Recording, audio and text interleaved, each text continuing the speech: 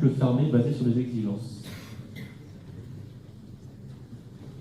Bonjour à tous, donc, Fabrice Colette, je suis product manager chez All4Tech, je suis responsable du produit de model-based testing qui s'appelle Matelot. Alors, par rapport à la dernière question qu'on entendait juste avant, nous on pense que la modélisation d'un système est une bonne façon de savoir ce qu'il contient et de permettre de le tester. Donc aujourd'hui, je vais parler de comment tester des véhicules autonomes. Donc c'est un nouveau défi important à faire, puisqu'il y a énormément d'exigences sur un véhicule autonome, notamment dans l'environnement. Et donc la présentation va porter sur comment, à partir d'exigences, on va pouvoir orienter les tests dans une boucle fermée qui permet d'aller rapidement vers l'objectif de test. Alors un petit mot sur la société. Donc All4Tech, on existe depuis 20 ans. Donc on fait de l'ingénierie des exigences depuis 20 ans. On est une société qui est spécialisée dans le modèle. Et on a 3 types de logiciels. On a Matelot, qui est un logiciel de model-based testing, qui existe depuis 15 ans. Je vais vous en parler aujourd'hui, qui permet à partir d'exigences de modéliser le système pour générer des tests et faire de l'automatisation.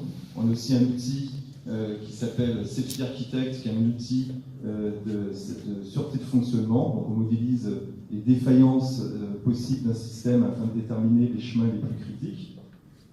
Et un outil de cybersécurité où on modélise un processus qui permet de vérifier le processus en regard de normes, notamment des normes liées à la cybersécurité.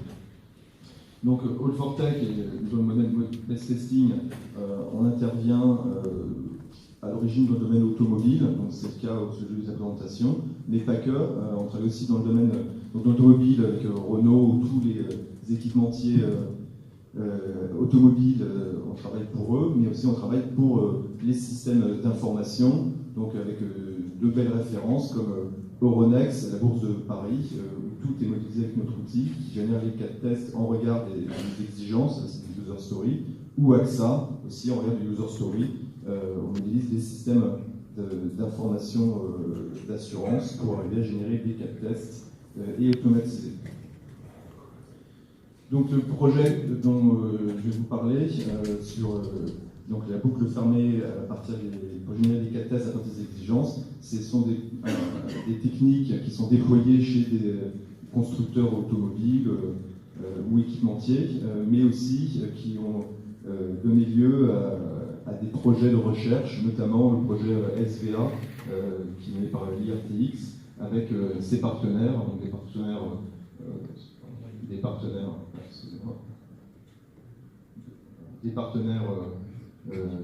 des laboratoires, des universités et des laboratoires et des partenaires industriels comme Renault et PSA. Donc quelle est la problématique du véhicule autonome? Je vais retrouver sur les boutons. C'est qu'on a beaucoup d'environnements à tester. Donc on a un véhicule autonome qui va devoir détecter un certain nombre d'obstacles dans un environnement qui est très complexe. Alors on peut définir cet environnement sous forme de grandes familles, par exemple le temps, les routes, les règles, le code de la route, les véhicules, les scénarios des autres véhicules qui peuvent arriver, ce qui peut se passer dans un véhicule, c'est-à-dire si on n'a plus d'essence, si le conducteur tourne le volant, ou bien des différents événements qu'on peut rencontrer sur la route. Et en fait, si on veut tester tout ça, on dit, par exemple, le temps, on veut avoir par exemple des exigences en disant que le système doit fonctionner de tout temps avec de la neige, avec de la pluie, avec de la pluie sur de l'eau, sur des flaques d'eau ou pas. Donc on peut avoir par exemple 1000 possibilités de combinatoires d'exigences sur le temps qu'on peut avoir. Après, on peut avoir différents types d'infrastructures routières, des routes avec des verts qui montent de montagnes, des autoroutes, des routes de campagne. Et donc on peut avoir encore 1000 possibilités. Donc si on additionne avec les 1000 possibilités d'avant, en fait c'est pas une addition, c'est une multiplication, et bien ça fait 1 million de cas de tests possibles avec toutes les exigences qu'on peut avoir. On va rajouter tout ce qui est code de la route, donc tous les règlements qu'il peut y avoir, qui peuvent en plus différer en fonction des pays. Donc on arrive à 1 milliard de cas, tous les types de véhicules qu'on peut rencontrer, qu'on peut aussi avoir sur la route. On peut avoir 1 milliard, c'est compliqué par ces nombres, de cas. Tous les scénarios qu'on peut avoir, donc les scénarios qu'on peut avoir, c'est par exemple un véhicule qui va se mettre devant soi et qui va freiner, un autre qui va se devant soi qui va changer de voie, donc il y aura un changement de cible, on va rentrer sur une voie d'accélération, on sort d'une voie d'accélération, il y a plein de possibilités de scénarios possibles. Ensuite, tout ce qui peut se passer sur le système intérieur du véhicule, donc comme je disais tout à l'heure, le conducteur peut de temps en temps toucher le volant, il peut y avoir des pannes, il peut y avoir plus d'essence, ce genre de choses, et ça va agir aussi sur le comportement du véhicule autonome. Et enfin, on peut avoir toutes les règles, tous les événements que l'on peut rencontrer, une vache qui traverse, un piéton, quelque chose, une pierre qui arrive, et donc il faut pouvoir détecter tout cela.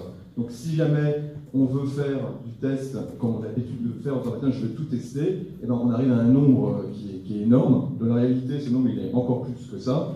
C'est-à-dire qu'on a très rapidement 10 puissance 200, 10 puissance 300 possibilités pour pouvoir tester.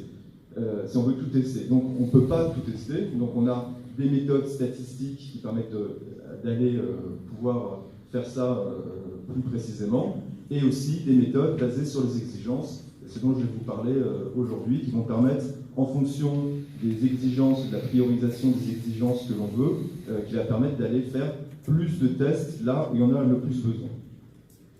Alors il y a une façon aussi de tester un véhicule autonome, c'est-à-dire de rouler réellement avec un vrai véhicule dans la rue.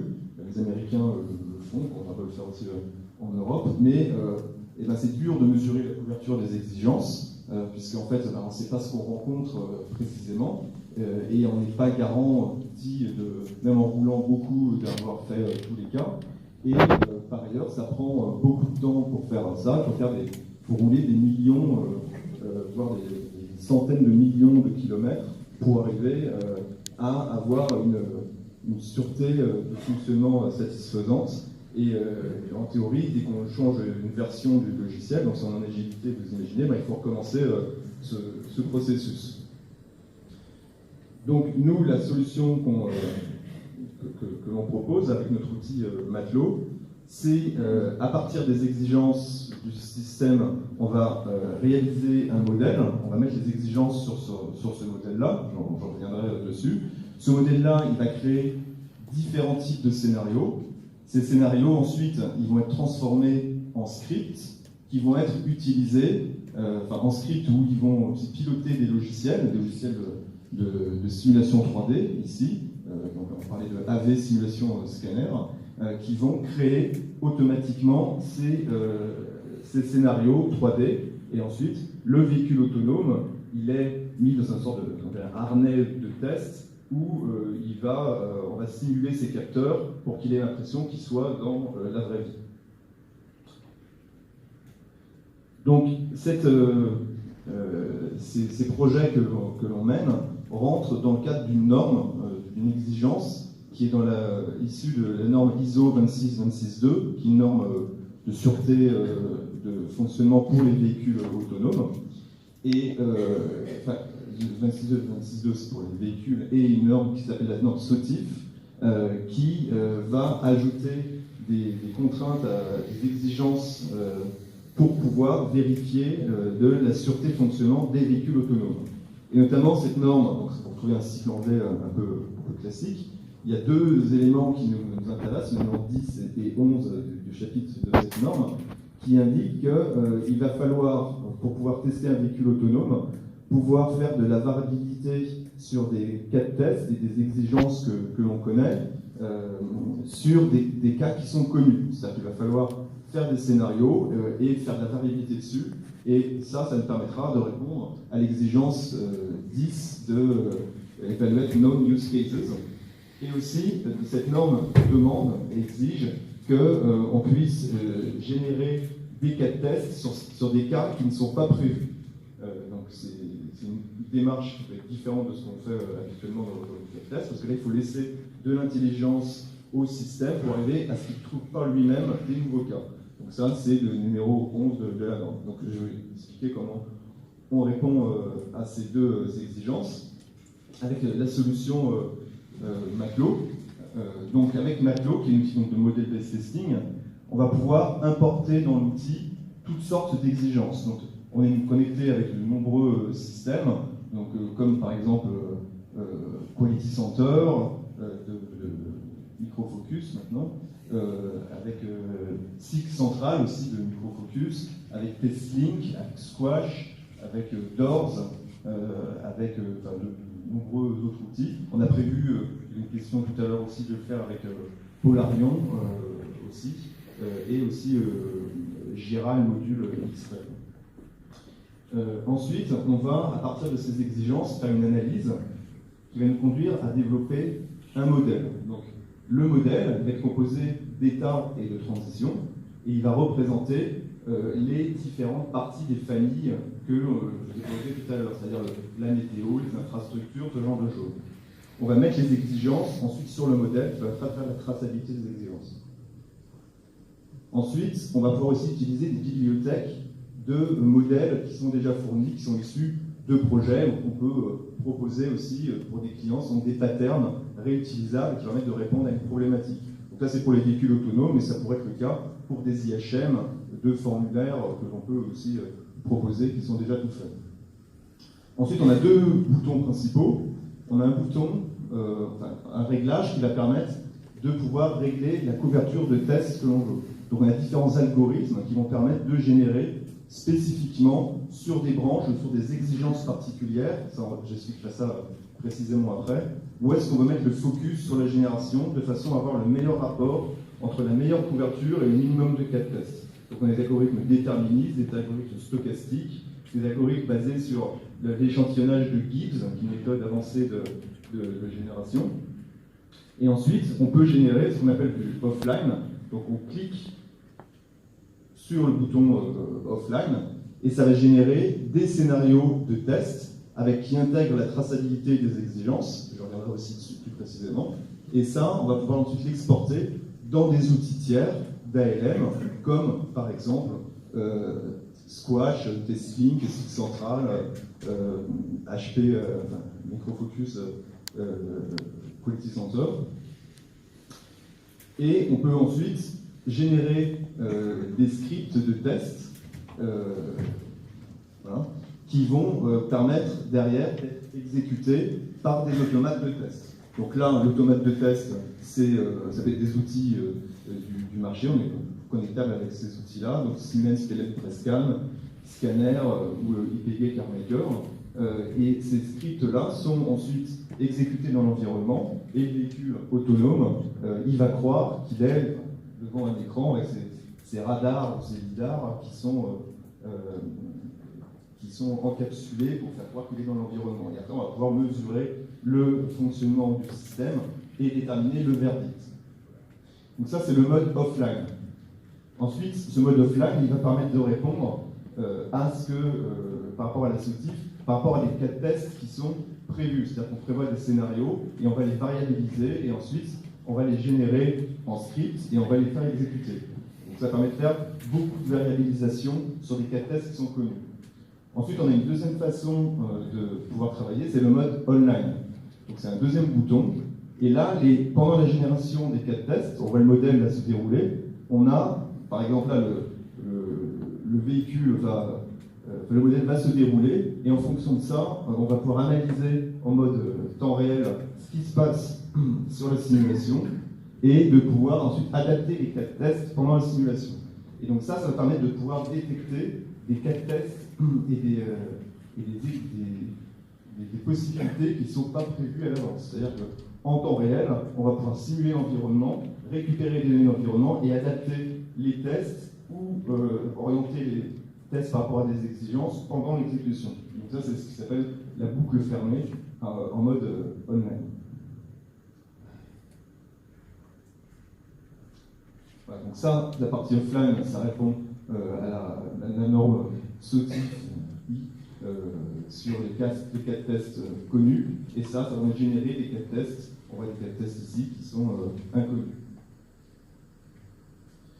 Donc on a fait pour ça une architecture qui permet de piloter en temps réel le système. Donc on a, par exemple, avec Scanner, c'est un outil de 3D simulation, fait un module qui permet, donc on peut au début on peut récupérer pendant la simulation temps réel les paramètres de la scène, les vitesses de véhicule, ce qui se passe. On peut mettre en pause la scène pour pouvoir gérer le problème de temps réel, et ensuite on va pouvoir gérer et passer dans le modèle en fonction des exigences et en fonction de différents parcours qu'on a prévus dans le modèle, et l'algorithme de Matelot pour générer des nouveaux cas de test sur les 15 prochaines secondes, et ainsi pouvoir refaire la simulation après. Donc du coup on peut simuler par exemple un parélyon avec plein de tests pour pouvoir focuser sur des exigences particulières. Les exigences, on les voit. Donc si je fais un zoom sur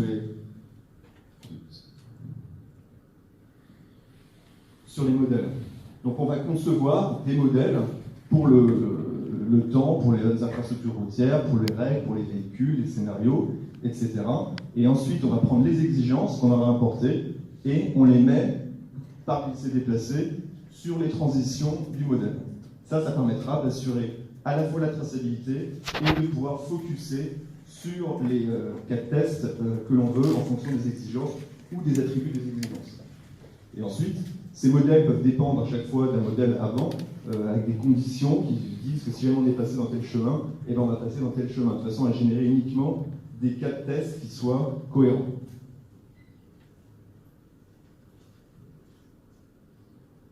Donc sur un modèle, ça c'est un modèle d'infrastructure routière, qui peut être plus compliqué que ça, donc on décompose en classes d'équivalence. Donc là, par exemple, là, on dit qu'une route peut avoir de 2 à 6 voies. Il peut y avoir un dévers ou pas, une montée, une descente. Et là, donc les classes ici ne sont pas dépendantes entre elles. C'est-à-dire qu'il peut y avoir des scénarios de 4 voies avec un marquage absent ou autre. Tandis qu'ici, les classes d'équivalence sont dépendantes. C'est-à-dire qu'on dit qu'il peut y avoir un virage à gauche, à droite ou une route droite. Et en fonction de ça, on aura des rayons de courbure qui seront négatifs ou positifs. Et on aura des vitesses de kilométrage qui seront des limites maximum, qui dépendront des classes qu'on a tirées avant. Là, il y a une dépendance entre les classes d'équivalence.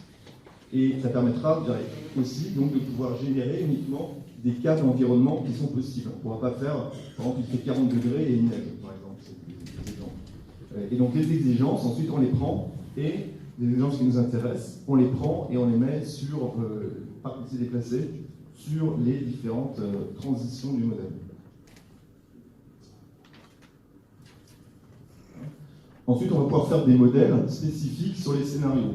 Donc, des scénarios, par exemple, on peut avoir des scénarios de zip in, c'est-à-dire le véhicule il va rentrer sur la voie, de zip out, le véhicule il va sortir de la voie, de cut in, le camion il va se mettre devant le véhicule autonome, de cut out, ce camion il va sortir, on va pouvoir ajouter des piétons ou des obstacles.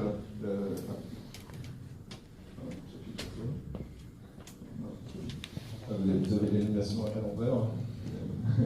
Voilà. Et donc, pour chaque simulation, on va pouvoir faire, pour chaque cas de test, d'exigence possible de risque, on va faire un modèle spécifique. Donc, un modèle à chaque fois de cutting, cut out, ce genre de choses.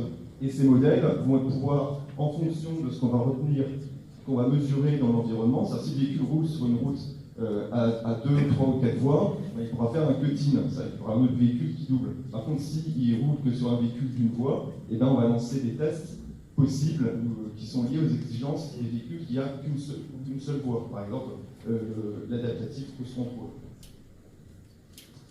Donc ça, c'est l'intérieur d'un modèle de cutting. Donc, le véhicule rouge, il va se mettre devant. Donc, le véhicule vert qui est le véhicule autonome. Et donc on décompose tout l'environnement aussi en classes d'équivalence. Par exemple, on dit qu'il va y avoir des zones de collision, une zone sûre, une zone pas sûre. Et après, donc, on va faire un modèle qui va faire en sorte d'une part de choisir des valeurs aléatoires parmi les classes d'équivalence, mais aussi de pouvoir choisir les autres variables liées par rapport à ce qu'on a tiré avant et liées aussi par rapport au minimum et maximum des conditions initiales du test. Par exemple, dans un virage, ça va dépendre de s'il neige, l'accélération latérale va être inférieure que si c'est sur temps sec.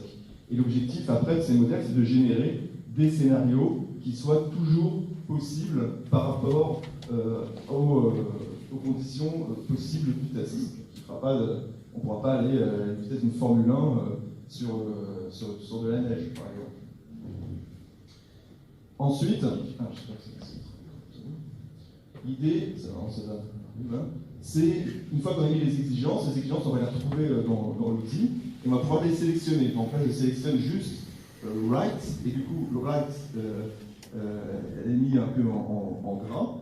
Là, je vais pouvoir sélectionner d'autres exigences, et du coup, en sélectionnant les exigences, ça va permettre de pouvoir uniquement faire des chemins qui atteignent ces exigences-là. Et donc, ça permet de pouvoir focuser directement là où vous voulez faire les tests. Donc là, on va faire des tests sur,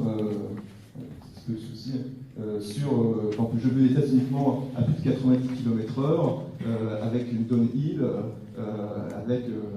et donc là, en blanc, c'est là où il n'est pas nécessaire de passer. Et après, on peut générer automatiquement ce qu'on appelle la traçabilité des exigences. C'est-à-dire qu'on va sélectionner les cas tests générés et les exigences que l'on a, et on va retrouver la traçabilité des exigences avec, dire que en rouge, c'est ceux qui ne sont pas couverts, et, parce qu'ils n'étaient pas cochés, et ceux qui sont par le 70, c'est qui concerne le test 8, 1, 2 et 3. Et donc ça permet de générer automatiquement la couverture directement là où on en a besoin. Donc par rapport à une méthode où on génère et après on fait un filtrage, là il y a tellement de possibilités, donc ça permet de focuser sur vos exigences ou user story qui ont vos attributs que vous souhaitez, c'est-à-dire ça peut être une priorité, le dernier sprint ou quelque chose de spécifique, et de focuser par les exigences directement dans le modèle et d'avoir un périmètre bien plus réduit.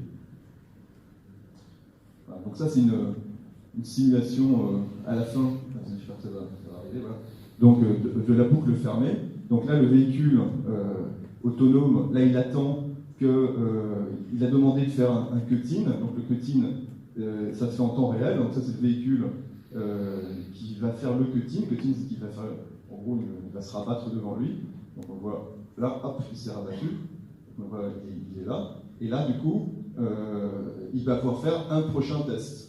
Donc là il va regarder s'il y a des véhicules devant, là il va pouvoir faire un cut-out, donc là en temps réel, le modèle s'adapte de façon à pouvoir changer les tests et les adapter en fonction des exigences sélectionnées et aussi de ce qui se passe dans l'environnement.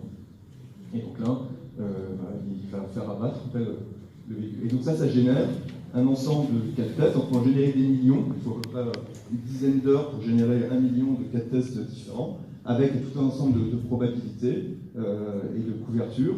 Et on peut voir les différents résultats avec les différents parcours qui ont été faits et l'ensemble des chemins empruntés avec toutes les variables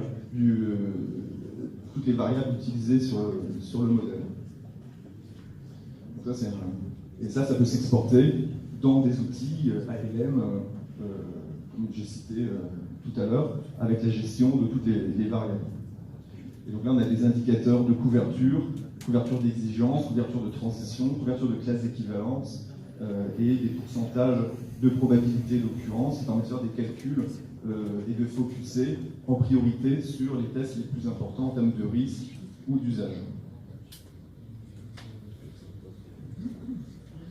Voilà. Donc l'intérêt de cette solution, c'est qu'on va pouvoir dans un modèle mettre tout type de fonctions d'automatisation. C'est-à-dire que là j'ai parlé juste de 3D, de simulation 3D, mais dans un seul modèle on va pouvoir faire des tests de bout en bout. Donc on va pouvoir mettre par exemple du Selenium dans une transition, une technologie qui va permettre par la détection d'images de cliquer sur un client lourd. On va pouvoir faire de l'automatisation d'applications Android ou iPhone sur une autre transition, etc. Et donc, du coup, ça permet de générer des scénarios complets de bout en bout. Et en fonction de ce que l'on va observer dans l'environnement, on va pouvoir adapter les tests pour pouvoir focuser sur une possibilité soit d'exigence, soit une possibilité qui est offerte qu'à un moment donné de l'exécution du test. Et donc avec aussi le online, il n'y a pas de script, puisqu'en fait c'est l'outil qui fournit l'ensemble des fonctions type automatisation, donc Timaclo, qui peut faire donc, de l'analyse d'image, du Selenium, du web service ou des accès à base de données. Et après vous lancez l'exécution pendant une semaine et vous pouvez avoir des tests 24 heures sur 24, 7 jours sur 7, qui sont toujours différents. Donc ça va au-delà même de l'intégration continue, c'est que vous pouvez générer et vous aurez des tests qui sont tout le temps différents, qui s'adaptent avec des données et des scénarios qui se créent et le verdict qui se fait aussi par l'outil qui va permettre de mesurer et trouver les différents bugs en fonction des milliards. Il va faire toujours un échantillon, mais il va permettre de converger vers les milliards de possibilités offertes par votre système et son environnement. Voilà, écoutez, j'ai terminé la présentation.